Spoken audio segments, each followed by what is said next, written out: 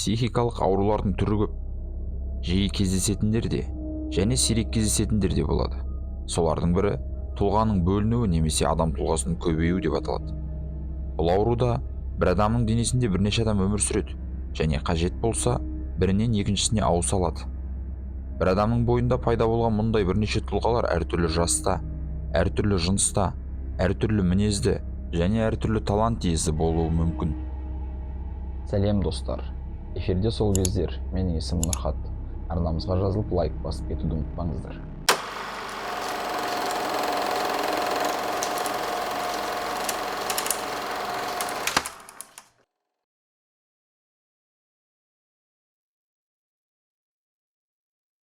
Таныс болыңыздар. Бұл американдық Билли Миллиган. Ол тұлғаның көбеюі диагнозын алған ең танымал адам десек те болады. Оның денесінде 24 адам өмір сүрген екен. Ол адамдар Биллидің денесін кезекпен басқарып отырған. Билли бірнеше ұрлықтар мен зорлау әрекеттерін жасаған. Бірақ психологиялық жағдайына байланысты жазадан құтылған. Бұл Америка сот тарихында барлық қылмыстары дәлелденген қылмыскерді түрмеге жаппай емделуге жіберген алғашқы жағдай еді. Бұл адамның толық есімі Уильям Стэнли Миллиган. Ол 1955 жылдың 14 ақпанында Флорида штаты Майами-Бичте дүниеге келген. Оның әкесі әйгілі американдық комик Джонни Моррисон. Ол Билли 4 жаста кезде өмірден озды. Оның шешесі жеке өмірін дұрыстаймын деп бірнеше рет тұрмысқа шықты. 1963 жылы Челмер Миллиганмен отау құрды. Челмер өте қатыгез адам болып шықты. Биллидің биографиясын зерттеген эксперттер оның ішіндегі тұлғалары ол 8 жаста кезде пайда болған деген ойға келді. Дәл осы жасында оны өгей әкесі зорлаған. Бұл оқиға үйдің жанындағы сарайда орын алған. Дәл осы жантүршігерлік оқиға Биллидің психикалық жағдайының ауытқуына әкеліп соққан. Артынан оның денесіндегі тұлғалардың ең кішкентайы 3-4 жастан аспайтыны белгілі болды. Биллидің дәл осы жасында оның шын әкесі 2 рет өз-өзіне қол жұмсамақшы болған. Зорлық-зомбылықтың құрбаны болған Билли артынан өзі де қылмыскерге айналды.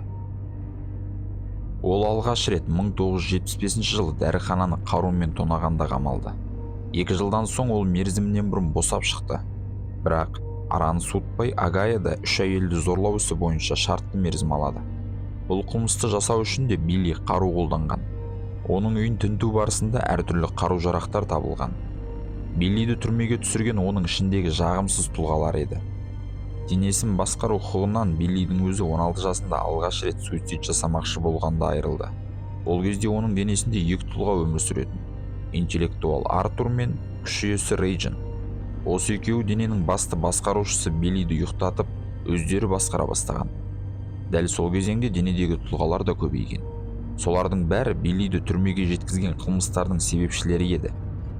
Бруклиндік жігіт Фил гомосексуалистерді тонаған, ал оның досы Кевин дәріхананы тонады.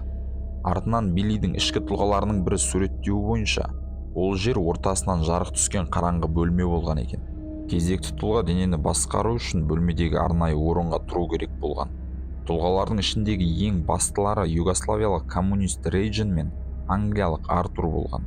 Дене билігін қолдарына алған олар кімнің денені басқаратынын шешіп отырған. Денені жіберген кезде олар ұйықтап немесе бір-біріне қараған. Рейджин мен Артурдың билігі кез келген басқа тұлғаға денені басқаруға тыйым сала алатындай болған.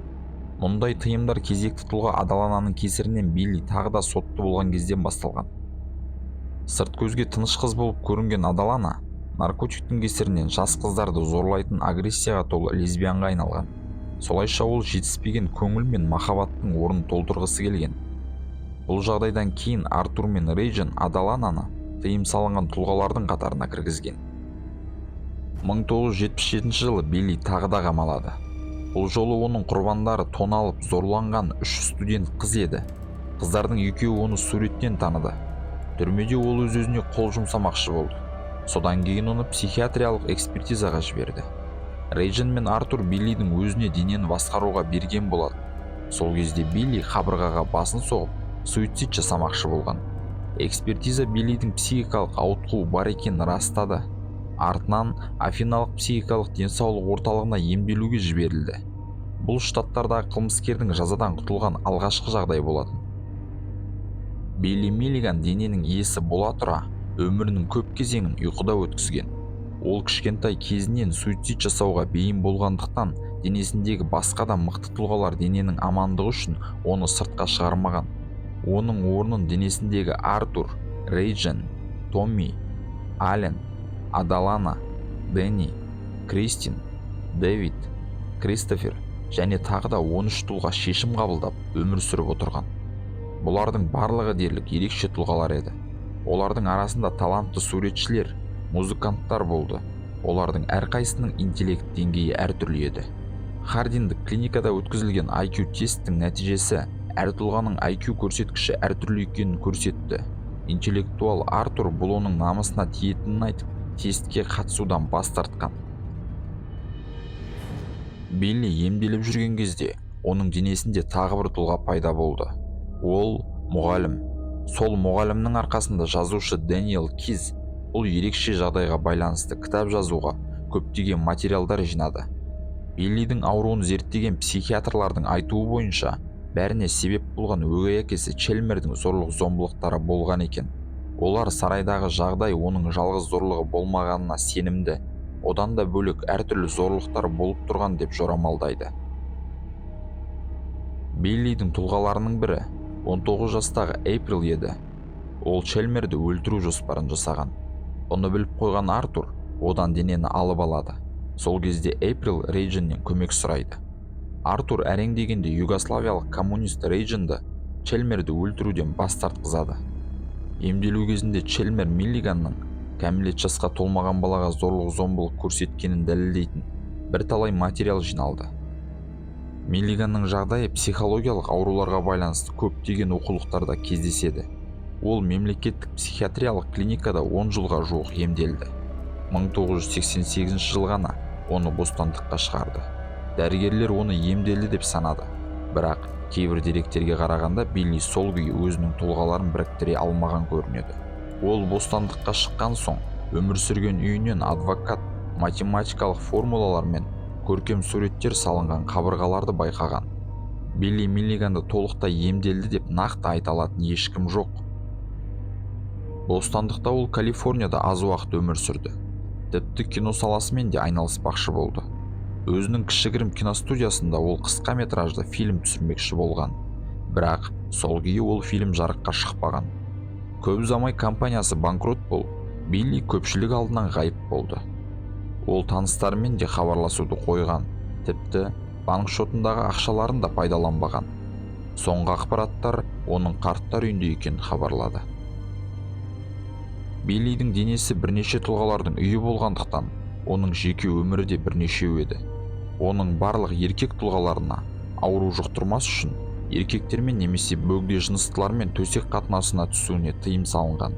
Тек Адалана ғана өзін ашық лесбиян екенін көрсетіп, әйелдермен төсек қатынасына түскен. Дәл осы Адалана Биллиді 1977 жылы бірнеше зорлау ісі бойынша түрмеге түсірген еді.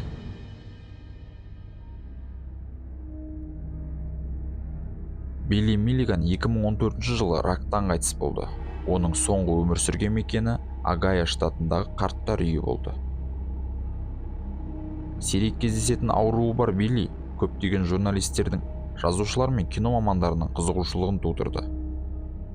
Биллидің өмірі американдық жазушы Дэниел Киздің Миллиганның әскері, Билли Миллиганның көптеген ақылы сияқты кітаптарының негізі болды. 90-шы жылдардың аяғында Тодд Граф пен Дэнни Девито толып жатқан бөлме деп аталатын картинаның сценарийін жазды.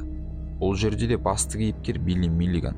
Оның рөлін көптеген актерлар алғысы келді. Бірақ рөл Леонардо Ди Каприоға бұйырған еді. Кезекті бір интервьюінде Ди Каприо бұл рөл оған көптен бері арман болғанын айтқан еді. Ал режиссер Джеймс Кэмерон болуы керек болған. 2016 жылы түсірілім жұмыстары жүргізілді, бірақ проект сол күйі жарыққа шықпады. 2021 жылдың сәуірінде толып жатқан бөлме фильм емес, телесериал болатыны туралы хабар шықты. Ал Миллиганның рөлі Том Холландқа бұйырды. Түсірілім жұмыстары 2022 жылы Нью-Йоркте өтті. 2023 жылдың 9 маусымында картина көрермен назарына ұсынылды. 2016 жылы әлемдік прокатқа Сплит көркем фильм шықты. Картинада басты рөлді Джеймс Маквей ойнады. Бұл жерде де басты кейіпкердің ішінде 24 тұлға бар. Фильмді жасаушылар Билли Миллиганға бұл фильмнің қатысы жоқтығын айтады. Бірақ фильмдегі көптеген сахналар мен эпизодтар Биллидің биографиясына қатысы бардай болып көрінеді. Билли Миллиганның оқиғасы әлемге әйгілі болғанда, көпшілік екіге бөлінді. Біреулер оған сенсе, ал кейбіреулер оны нағыз алаяқ деп ойлайды. Бірақ бір-біріне ұқсамайтын 24 адамға айналу оңай шаруа емес. Ал сіз қалай ойлайсыз? Билли Миллиган шынымен ауру ма, немесе өтірікші ме, әлде оның ішіндегілер жындар ма? Сіздермен болған сол кездер арнамызға жазылып, лайк басып кетуді ұмытпаңыздар.